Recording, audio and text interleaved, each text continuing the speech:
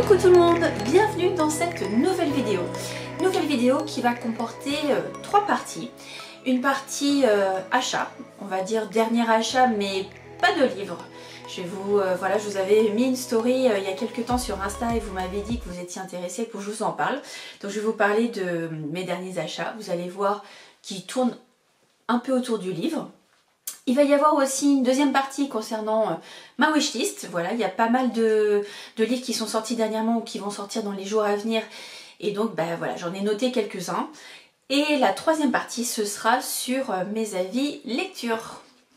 Donc j'espère que vous allez bien, que vous êtes bien installés avec une boisson chaude ou autre chose. Mais bref, que vous êtes prêts pour passer un petit peu de temps avec moi et Noisette qui vient de s'installer.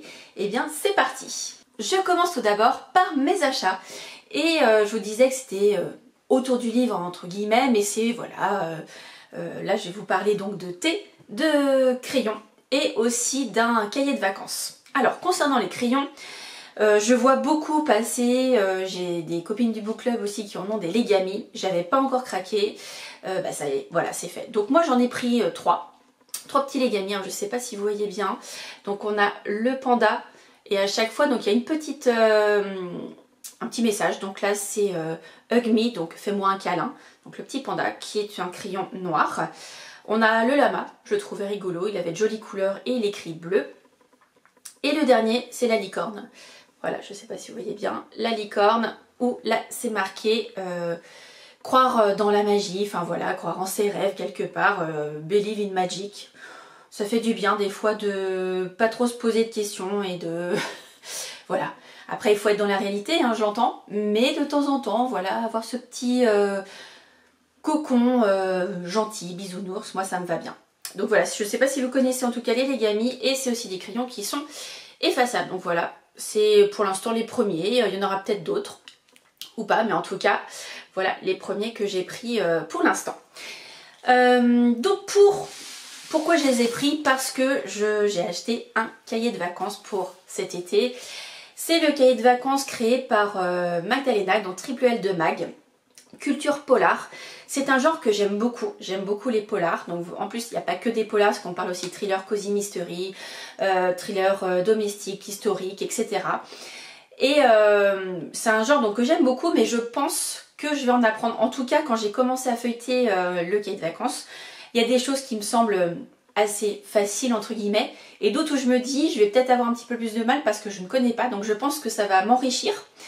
Je vais aller un peu plus loin et peut-être que je vais découvrir aussi des auteurs qui vont me donner envie de lire d'autres livres.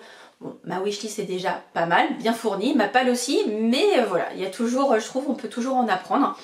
Et moi j'ai beaucoup aimé, voilà, je vous montre juste un petit peu à quoi ça ressemble à l'intérieur. Donc plein de jeux, il s'est marqué 200 jeux littéraires.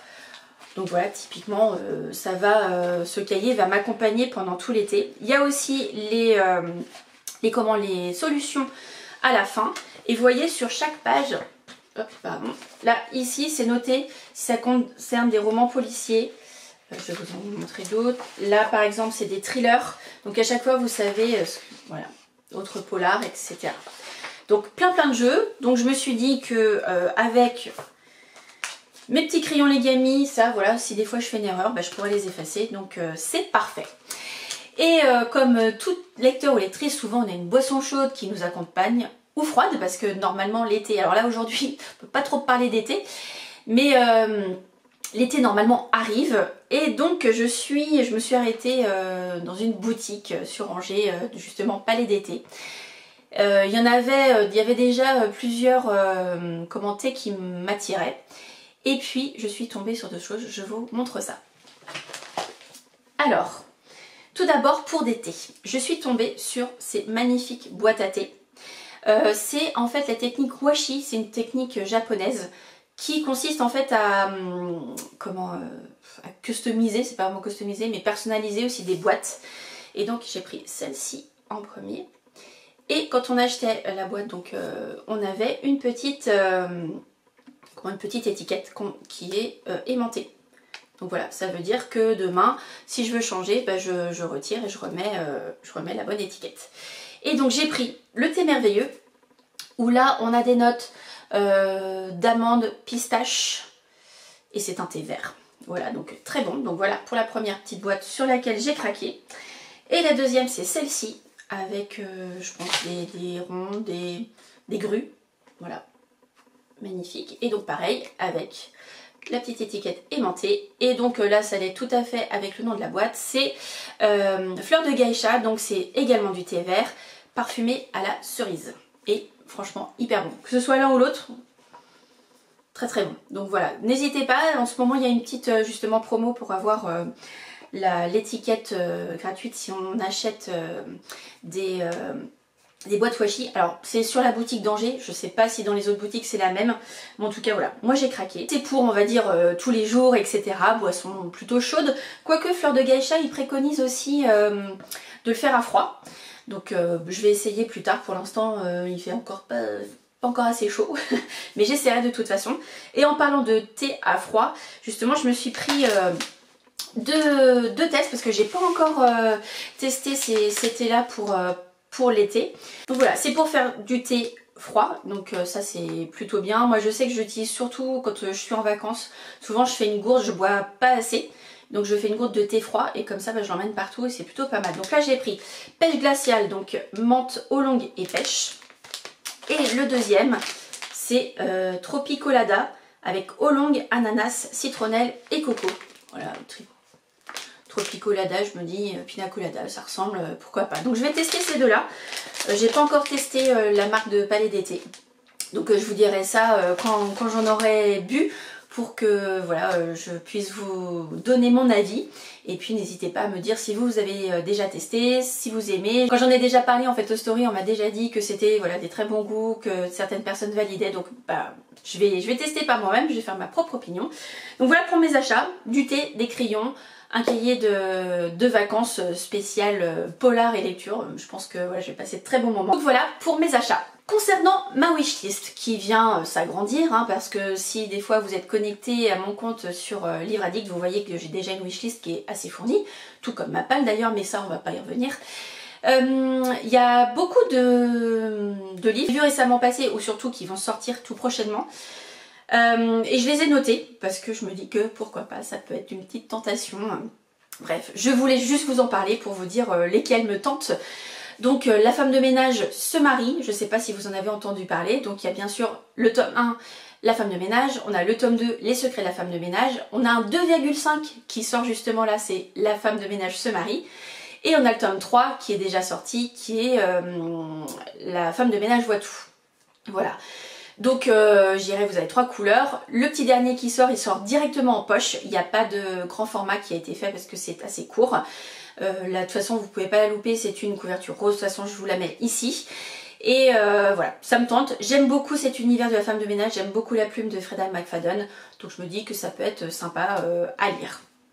J'ai aussi noté le tome numéro 2 du Secret des Agapantes, qui est la trilogie de Clarissa Barr, donc aux éditions Charleston.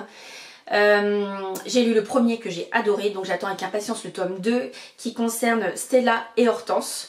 Et je vais à la garden party Charleston, donc je vais lui prendre à ce moment-là le roman et puis le dévorer dans la foulée, ou de toute façon je vais pas trop attendre. Mais voilà, et en plus la couverture est juste sublime. En plus on reste dans les tons roses.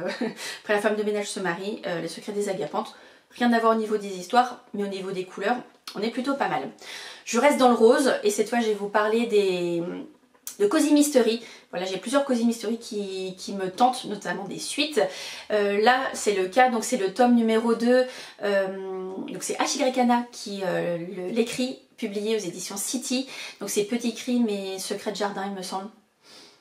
Je sais plus, enfin bref, vous voyez lequel je parle, c'est son autre série.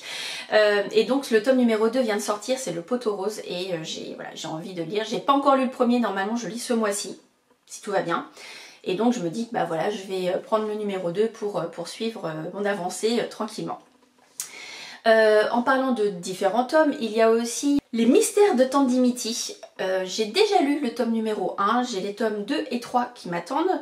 Donc Tante Dimity, c'est Nancy Atherton qui l'écrit et c'est aux éditions Verso. Et donc il y a un tome 0 qui a été publié récemment. Donc voilà, comme j'ai lu déjà le 1, bon je sais que j'ai les 2 et 3 à lire. Je me dis que le tome 0, il faudrait que je le prenne aussi pour avoir toute la collection. Il y a également La Bresse Brigade tome 5 qui vient de paraître. Alors j'ai pas encore lu le tome 4 mais j'ai déjà lu les 3 premiers. J'aime beaucoup cette histoire avec ces 3 femmes fortes et en plus à Saint-Malo, etc. Voilà, je trouve que tout y est. Et donc le tome 5 vient de paraître, donc il faut absolument que je me le procure. Et il y a également un dernier tome de saga que je suis, qu'il faut que je prenne et surtout il faut que je continue la saga. Je me suis arrêtée au tome 9 et j'ai pour l'instant 10, 11, 12 dans ma palle et le numéro 13 va sortir, donc c'est les enquêtes d'Anna Svensson aux éditions du Cherche Midi. Et enfin un dernier livre que j'ai mis dans ma wishlist parce que c'est une autrice que je viens de découvrir et d'ailleurs je vous en parle juste après, c'est Claire McGowan. Je la connaissais pas, j'avais vu passer ses livres sur certains comptes, notamment celui de Laureline qui a lu donc un livre d'elle, je crois que un ou deux même, et qui avait bien aimé sa plume. Et donc j'ai eu de la chance sur NetGalley d'avoir un de ses livres mais en audio, donc c'est Ouvre-moi. Et j'ai beaucoup aimé, je me suis dit, bah voilà, j'ai regardé et il y a un livre qui sort d'elle donc au mois de mai, qui s'intitule De vérité, un mensonge. J'ai lu, je crois, les 3 premières lignes du résumé parce que je voulais quand même avoir une idée de ce que c'est et je pense que ça va vraiment me plaire. Donc voilà, je l'ai mis dans ma wishlist. Il y a du polar, beaucoup de cosy mystery et puis un roman historique parce que bah voilà, Clarisse Sabar, j'attends toujours avec impatience la sortie de ses livres, que ce soit ses romans historiques ou les comédies Noël, j'attends toujours avec impatience donc les romans de Clarisse et donc j'ai hâte de me le procurer. J'aurais pu l'acheter avant mais j'aime bien en fait rencontrer l'autrice et puis partager un petit moment avec elle. Donc ce sera le cas au mois de juin. Si peut-être que vous en avez déjà noté sur votre propre wishlist. Voilà, on verra. Je sais que je vais pas tous les acheter d'un coup, mais voilà, au gré du vent. Il y a la fête des mères aussi qui approche, donc peut-être que ça peut donner des idées. D'ailleurs, les achats que je vous ai donnés avant, peut-être peuvent vous donner des idées également, que ce soit du thé, de la papeterie, etc. Donc voilà pour cette partie. Maintenant, parlons avis lecture. Je vous en ai parlé juste avant, donc j'ai eu la chance de recevoir, grâce à NetGalley, le livre de Claire McGowan, Ouvre-moi. C'est la première fois que je découvrais donc cette autrice et vraiment j'ai beaucoup aimé. Alors je pense que c'est aussi dû aux différents comédiens qui en fait ont lu le livre. Mais j'ai trouvé que c'était bien fait. Là dans ce livre en fait on découvre un couple, donc sont Hélène et Georges. Donc Hélène elle est médecin, elle est voilà à 100 à l'air dans sa vie, etc. Georges il est un petit peu en retrait, voilà on va le découvrir un petit peu plus loin alors pas tout au début mais on le découvre un petit peu après. Voilà c'est un homme qui écrit en fait, voilà, qui est journaliste et en fait qui souhaite écrire un livre. Et donc je dirais que bah, comme sa femme a eu pas mal de choses à faire, elle lui a laissé en fait la main, entre guillemets, pour déménager. Et donc ils vont quitter Londres pour aller en Cornouailles. Là où en fait Hélène, la femme donc, a vécu quand elle était plus jeune. Et donc quand elle arrive dans cette maison, parce qu'elle a rien maîtrisé vu qu'elle était à fond dans son travail, etc. Quand elle arrive, elle a une impression en fait de déjà-vu et elle va creuser, elle va découvrir plein de choses, elle va découvrir pourquoi son mari a acheté cette maison-là, surtout qu'il y a des bruits, il y a des ombres, elle croit voir en fait des personnes qui rôdent autour de la maison. Enfin voilà, il y a des choses mystérieuses, ils vont découvrir des choses dans les murs parce qu'ils vont faire des travaux et dans le jardin, voilà, avec une histoire de sorcière, de sorcellerie un petit peu. Donc on a une partie avec donc Hélène la femme, on a une partie ensuite qui va être côté Georges, donc on va avoir certains éléments qui vont répondre à ce que souhaite Hélène, donc ça j'ai bien aimé. Et en fait il y a une troisième, voire même une quatrième partie dans le livre, mais voilà, j'en dirai pas plus parce que c'est vraiment à découvrir. Et je trouve que c'est bien ficelé parce que justement au départ on a la vue d'Hélène, la vue de Georges, on va avoir une vue différente, vous allez voir, on va avoir aussi des vues un peu entremêlées, on va comprendre beaucoup de choses et je dirais c'est vraiment, comment on pourrait décrire ça, c'est assez thriller, peut-être polar domestique aussi parce qu'il y a plein de choses, il y a des secrets qui vont être révélés, des choses qui sont passées dans le passé, qui sont arrivées dans le passé. Bref, il y a un fil conducteur tout au long, on se pose plein de questions, c'est vraiment bien fait, bien amené, je trouve que les personnages sont riches, L'ambiance est vraiment bien posée. On s'imagine dans cette maison avec tout ce que Hélène et Georges découvrent. Toute l'histoire autour de cette maison aussi. Il faut savoir qu'ils arrivent dans un petit village, donc forcément tout le monde se connaît. Il y a des non-dits, ils essayent d'en savoir un peu plus. Et forcément, ils n'ont pas toujours toutes les réponses. Mais vous allez voir au fil du temps, vous allez avoir les réponses en tant que lecteur. Et moi j'ai vraiment beaucoup aimé cette histoire. Le premier Claire McGowan que je lis, enfin que j'écoute pour le coup pour cette fois-ci, mais ce sera pas le dernier parce que j'aime beaucoup. J'ai trouvé que c'était intéressant. Puis j'ai aussi découvert l'écoute d'un livre. C'est vrai que moi j'aime beaucoup le papier ou la liseuse. Maintenant je lis de plus en plus avec ma liseuse. Et là je me suis dit je vais tester. J'avais fait une expérience d'écoute comme ça de livres. Mais je trouvais que j'avais du mal à me concentrer, j'avais du mal à faire d'autres choses à côté. Enfin, c'était un petit peu plus compliqué pour moi. Je me suis dit qu'il était temps en fait de réessayer. C'est vrai qu'au tout début, on va dire les premiers temps d'écoute, je me suis dit oh, mince, j'ai peur de pas avoir cette concentration ou pas être à fond dans l'histoire ou pas comprendre ou de louper un détail. C'était la peur que j'avais. Et en fait, dans cette histoire, je pense que c'est très important de choisir les bons livres en audio. C'est que là, en fait, ça m'a carrément embarqué. Donc, j'ai pas eu ce problème de concentration. Voire même, il y a eu un moment où j'ai pu faire autre chose en même temps. Parce qu'au départ, je me suis dit, bon allez, je me concentre, voilà, j'écoute, je suis tranquille, je suis posée. Et puis en fait, comme l'histoire me happait vraiment beaucoup, bah, j'ai pas eu de soucis en fait à prendre ma douche, à faire la cuisine. J'ai fait mon puzzle aussi à un moment en écoutant. Donc voilà, j'ai pas eu ce problème. Je pense pas que je vais écouter, voilà... Je lis à peu près une centaine de livres par an. Je suis pas certaine que je vais passer, je dirais, à 20-30% d'écoute. Mais je me dis peut-être qu'un, de temps en temps, ça peut être sympa. Ça permet aussi de varier les lectures, varier les formats. Puis des fois, là surtout en ce moment, j'avais du mal un petit peu à avoir du temps pour lire. Donc le fait d'écouter, voilà, ça peut être un format qui peut être intéressant, voilà, régulièrement, que j'en mette peut-être, comme je vous disais, voilà, un par mois. Donc à voir. Mais en tout cas, une nouvelle fois, merci à Annette Gallet et à Audiolib. Deuxième livre que j'ai lu donc sur ma liseuse Vivelio, je l'ai lu dans le cadre de mon partenariat donc avec l'agence de Julie. Donc c'est un livre auto-édité.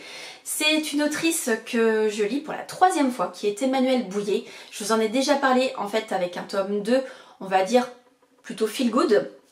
Je vous ai parlé d'elle avec Charlie a peur des autres qui est un livre jeunesse. Et là, je vais vous parler donc d'Amour fauve.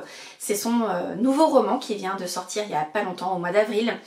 Et là, on voit que, enfin, moi personnellement, ce que j'ai aimé, c'est que déjà, on retrouve l'autrice dans un autre style, dans un autre genre.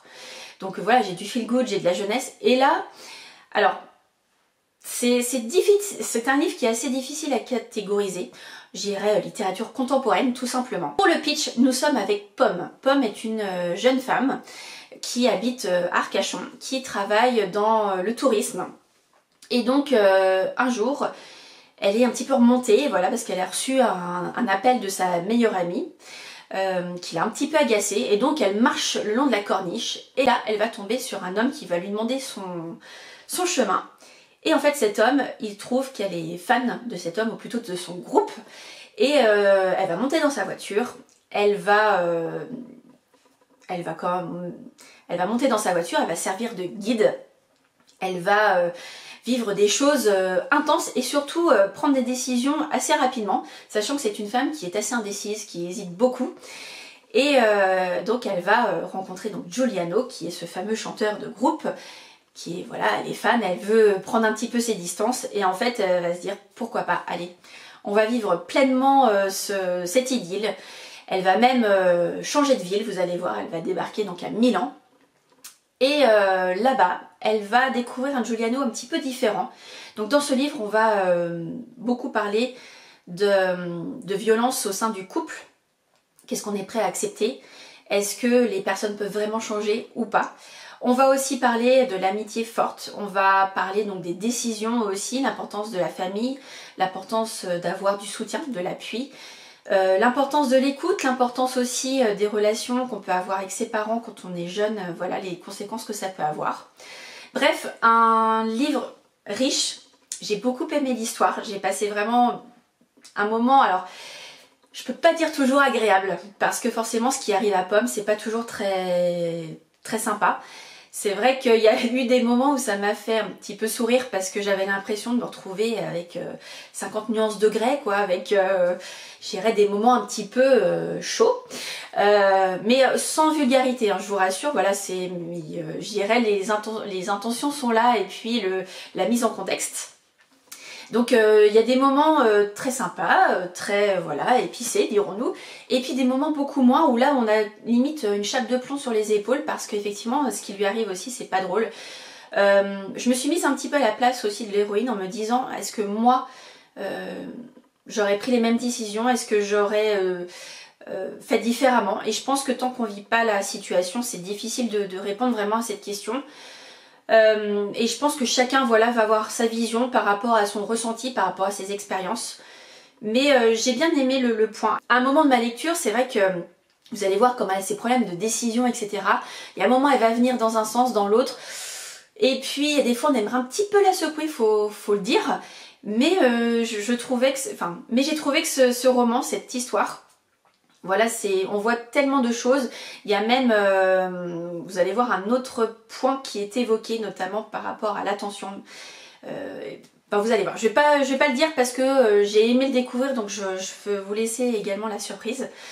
Bref, tout ça pour vous dire que j'ai lu donc Amour Fauve, qui est le dernier roman d'Emmanuel Bouillet. J'ai eu une très bonne lecture parce qu'un très bon moment, c'est difficile à dire, surtout par rapport à ce que l'héroïne vit. J'aime beaucoup aussi les échanges que je peux avoir avec l'autrice parce que à chaque fois voilà elle repartage, on discute, elle demande à chaque fois, là quand j'ai mis lecture terminée, j'ai volontairement pas mis mon avis tout de suite, où je lui ai pas dit que j'ai adoré, etc. Je laisse un peu le surprise parce qu'en plus je dois publier ma chronique là tout de suite, j'irai à chaud, donc je vais vous l'écrire, je vais l'écrire ce soir et puis la publier tout de suite, donc vous l'aurez ce soir. Donc quand le vlog sortira, la chronique sera déjà sortie sur Insta, mais voilà, vous l'avez en tout cas en image. Bref, n'hésitez pas à découvrir Emmanuel Bouillet, voilà une autrice qui je trouve se renouvelle et fait des choses différentes, donc n'hésitez pas. Et enfin, le dernier livre dont je vais vous parler, c'est Les Enfants sont rois de Delphine de Vigan aux éditions Folio. Je vous ai donné le teaser lors de la dernière vidéo. Voilà, ça y est, je l'ai lu. J'ai mis quelques petits signets sur le côté parce qu'il y avait des choses, je trouve, qui étaient intéressantes. Alors, c'est pas forcément des citations, mais c'est aussi des choses que je souhaite me remémorer. Donc ici, on va parler alors de Mélanie. On va parler de Mélanie. Mélanie, en fait, elle est une jeune femme, j'irais comme dans les années 2000. Elle a découvert Love Story, la télé-réalité. Elle était un peu hypée par cette tendance. Et une fois qu'elle s'est mariée, elle a eu son premier enfant, son deuxième enfant, et elle a été, je pense comme toute maman, un petit peu déstabilisée. Elle se posait plein de questions. Et elle est allée sur différents réseaux, sur YouTube notamment, sur bref, des réseaux sociaux, pour avoir l'avis d'autres femmes qui pouvaient vivre la même chose qu'elle. Et en fait, elle s'est dit, pourquoi moi je ne ferais pas la même chose? Pourquoi moi je ne partagerais pas justement mes envies, mes doutes avec mes enfants sur ma vie? Et en fait, rapidement, elle va mettre en scène ses enfants parce qu'elle a découvert qu'il y avait des chaînes qui étaient dédiées en fait à des enfants qui étaient mis en valeur pour des... je dirais des découvertes de cadeaux, des unboxings sur des Kinder Surprise par exemple, sur différents produits, ou alors des blind tests ou des tests de chips par exemple, enfin bref. Elle a monté sa chaîne avec ses deux enfants, donc elle a un garçon, une fille, Kimi et Sami. On retrouve en fait ses enfants, ils ont 6 et 8 ans. Sauf que un soir, en fait, sa petite fille va disparaître. Donc on attend, en fait, elle attend de savoir si c'est quelqu'un qui demande une rançon, etc. On va bien sûr la suspecter de plein de choses. Et en fait, là-dessus, on va surtout voir les travers des réseaux sociaux. Et surtout les conséquences que ça peut avoir, que ce soit pour donc Mélanie, la mère, ou même le père, Bruno, le mari, pour les enfants. Et on va suivre donc l'enquête de cette disparition. Pourquoi? Enfin, on va voir de toute façon la réponse, comment ça s'est passé. C'est assez, pas tordu, mais en fait on se dit comment on aurait pu réagir. Enfin voilà, vous allez voir, je trouve très bien travaillé. Et surtout on a un bond dans le futur où on va retrouver ces personnages-là. Donc que ce soit la famille, que ce soit Mélanie, Bruno, Sami, Kimi Et aussi l'enquêtrice Clara, que vous allez voir, on l'a beaucoup en fait tout au long de l'histoire. Clara qui a mené l'enquête, et on va voir que les réseaux sociaux, il y a du plus mais il y a aussi du moins. Et surtout, on va parler de la mise en avant d'enfants sur les réseaux sociaux et les conséquences que ça peut avoir. Alors après, je n'ai pas mené l'enquête moi non plus, mais c'est vrai que voilà, je pense qu'il faut faire attention. Il y avait une pub que j'avais vue qui était faite par le gouvernement, où en fait c'était une maman qui avait des photos de sa petite fille qui disait ma petite fille elle s'appelle comme ça, elle va à la gym tel soir de telle heure à telle heure, et le jeudi elle fait ça. Et en fait, c'était marqué, ça vous choque qu'une maman distribue les photos et parle de sa fille comme ça. Et en fait, sachez que sur les réseaux, voilà, il y a des personnes qui le font. Et malheureusement, on a des pervers qui sont là et qui malheureusement détournent ces photos pour des usages pas très conventionnels. Bref, qui sont détournés. Et donc là, c'est je pense aussi ce qu'a voulu mettre en avant l'autrice. C'est justement les débordements qu'il peut y avoir. Donc en fait, les réseaux sociaux, il y a du bon, mais aussi il faut être attentif aux attentes, etc. Là en plus, on parle d'enfants, donc c'est considéré comme un travail ou pas. Enfin voilà, il y a des personnes qui vont dire oui, d'autres non. Et là aussi, on va voir justement, notamment par rapport à Kimi, donc sa disparition. Donc on va s'apercevoir que, en fait, dans les précédentes stories, Kimi n'était pas tout à fait la même, elle était différente. On va donc savoir pourquoi. Cette disparition aussi va beaucoup inquiéter, etc. Bref, un roman moi que j'ai beaucoup aimé, je trouve qu'il est très actuel. Je pense que c'est... Alors voilà, on voit aussi les conséquences, les débordements. Moi c'est vrai que les réseaux sociaux, je trouve qu'il y a du bon aussi, parce que voilà, j'ai rencontré des amis grâce à Instagram notamment, ou même sur cette chaîne. Grâce à vous, on échange, etc. Il y a aussi du moins bon. Voilà, des choses qui sont dites pas très sympas, ou voilà, limite harcèlement même. Donc je me dis qu'il faut faire attention à tout ça. Moi c'est vrai que j'ai envie de garder le côté positif. Voilà, je suis peut-être dans le monde des bisounours, tant pis, mais voilà, je veux garder ça. Mais en tout cas, je trouve que dans ce roman-là, je trouve que c'est bien aussi. Voilà, je l'ai lu parce que mon fils allait l'étudier en fait à l'école, au collège, il est en 3e, et je me suis dit déjà, ça pourrait être bien d'échanger, et de voir son œil à lui en tant qu'ado, et moi voir mon œil d'adulte ou de parent, et d'échanger pour voir comment il réagit, etc.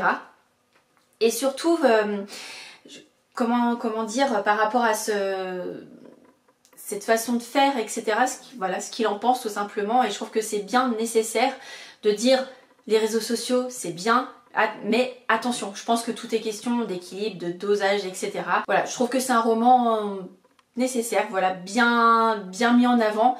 Voilà, ça parle quand même déjà des années 2000, on est en 2025. Les réseaux sociaux sont arrivés tard, hein, mais comme quoi il y avait quelque chose qui était émergent, notamment au niveau de la confiance en soi, de la mise en avant de soi ou de d'autres personnes. Voilà, on parle de... Je dirais que la télé-réalité est aussi évoquée. Mais voilà, franchement, j'ai trouvé que ce roman était très bien fait, très bien construit, très bien amené. Amène bien sûr à réfléchir. Et voilà, je n'ai plus qu'à vous le conseiller. J'ai pas mal parlé, que ce soit de mes achats, de mes envies, de mes lectures. J'espère que ce club de lecture vous a plu. N'hésitez pas comme d'habitude à mettre un petit pouce vers le haut, un commentaire juste en dessous de la vidéo pour qu'on puisse en parler, voilà, ce que vous avez pensé de tout ça. Juste avant de vous laisser, un dernier petit point, un petit teaser sur ma lecture en cours qui est mon pavé du mois. Voilà, dans mon challenge, je sors les pavés de ma palle. Donc le pavé du mois, c'est Le Chant des oubliés de Christine Hanna aux éditions Charleston. Qui dit pavé, donc dit plus de 500 pages, et en l'occurrence celui-ci fait plus de 640 il me semble. Mais le premier jour où j'ai ouvert le livre, j'ai pratiquement dévoré 200 pages. On est littéralement embarqué dans l'histoire aux côtés de Frankie, qui est une jeune femme infirmière, une jeune infirmière qui vient de diplômer et qui va s'engager pour aller en fait au Vietnam pendant la guerre. Alors c'est vrai qu'il y a des moments qui sont pas très drôles, bien au contraire, mais je suis vraiment happée dans cette histoire. J'ai envie d'en savoir plus, j'ai envie de savoir ce que cette jeune femme va devenir. Bref, je vous dirai ça dans la prochaine vidéo. Donc en attendant, comme d'habitude, je vous souhaite de très bons moments, de très bonnes lectures et je vous dis à très bientôt. Ciao!